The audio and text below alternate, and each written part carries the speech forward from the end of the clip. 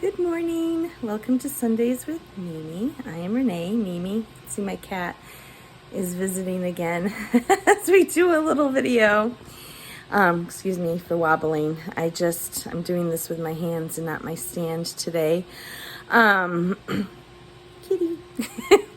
So the reason I decided to jump on this morning is I've been thinking, here we are in the midst of summer.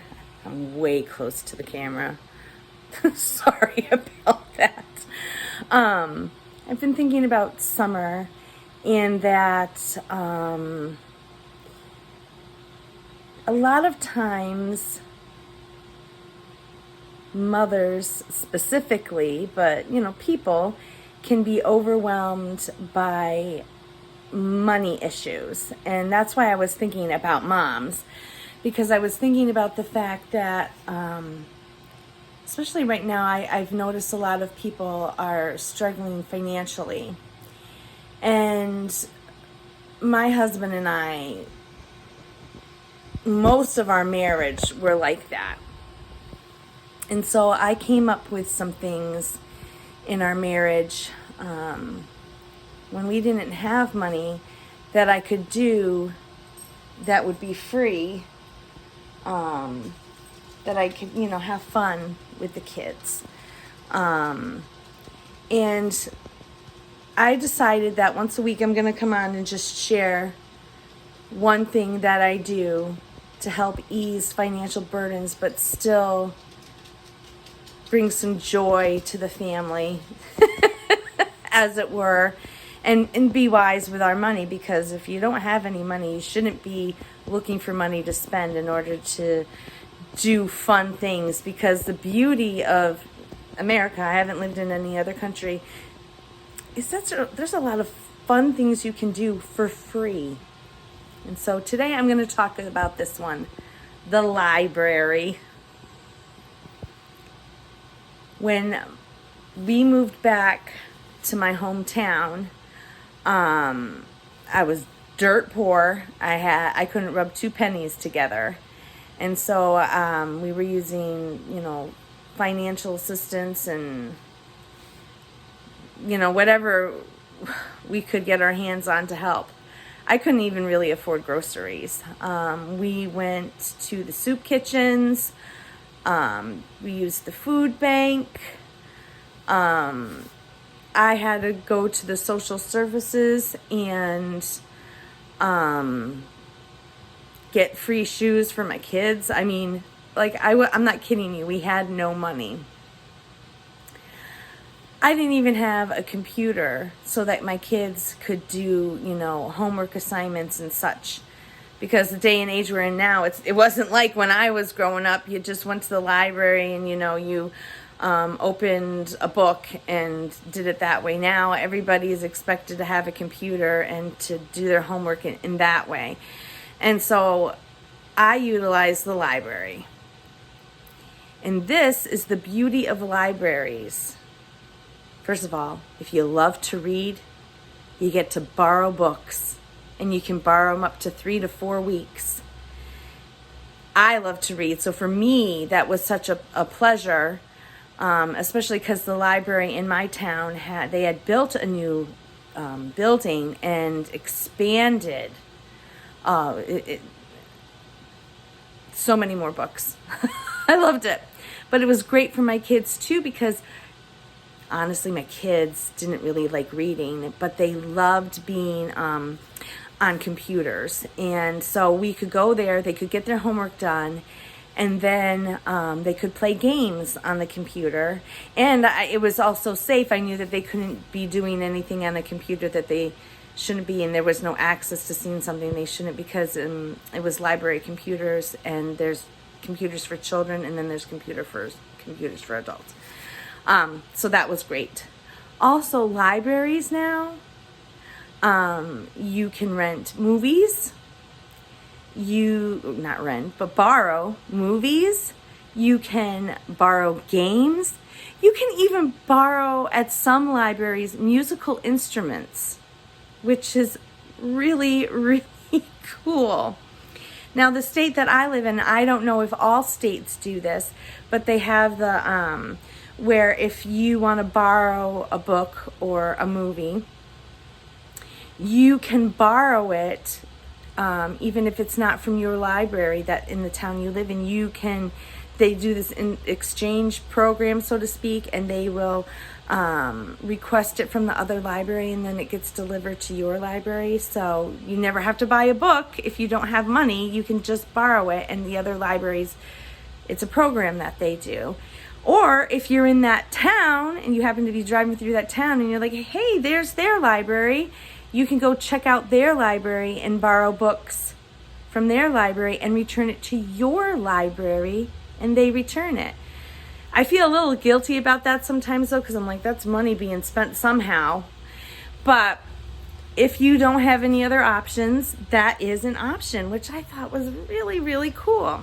Okay, so beyond the fact that you can borrow books, you can borrow movies, you can borrow games, puzzles, sometimes musical instruments. I mean, there's other things other libraries do depending on how big the town or city is, so which is really, really cool.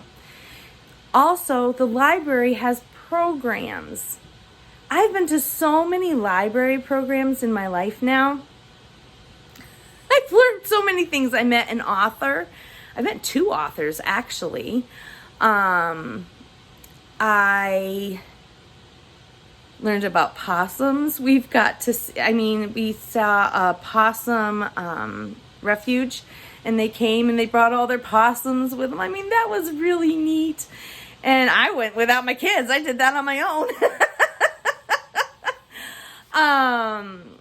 We've done like drum circles, where the kids get to play the instruments.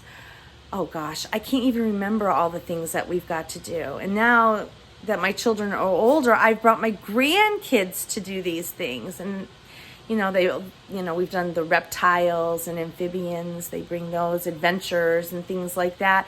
The libraries also have passes where you can go somewhere for free or a reduced rate, and I've taken them up on that, which is great because I live in an area where there's a lot of museums and stuff, so you can get passes for that.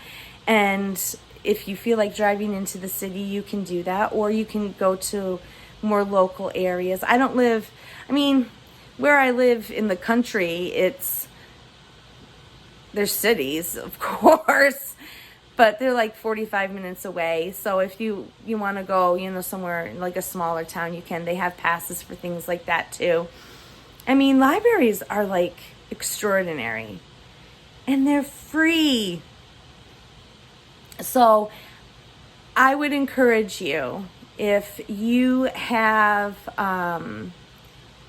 money is tight or money is like non-existent, utilize your library. Oh, and another thing is too, they have story time for the kids. So every library I've ever been to in the country has story time for the kids.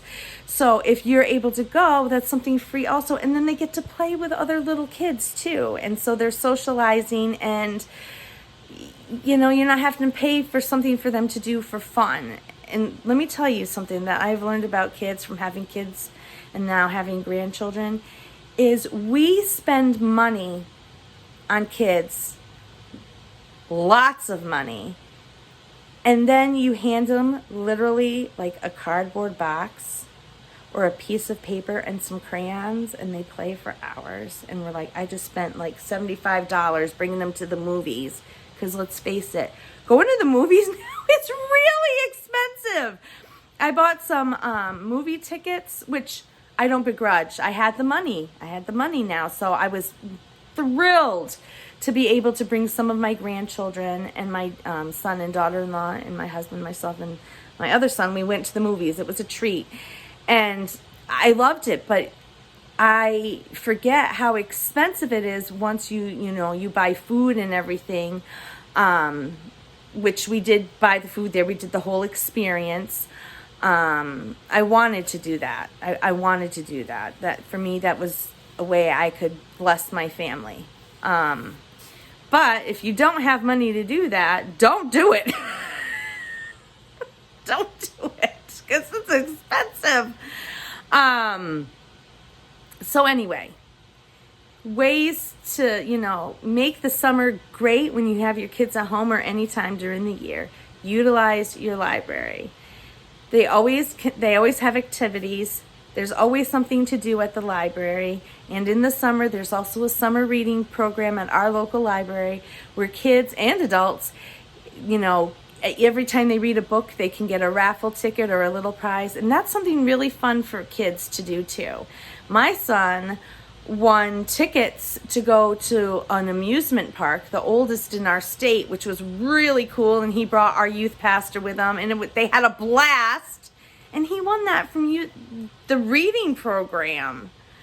So that's also something too that, if you're having a tough time, especially this summer, and you're looking for things to do that aren't going to break the bank, hurt your budget, you just don't have the money, utilize your local library. I promise you, you won't be disappointed.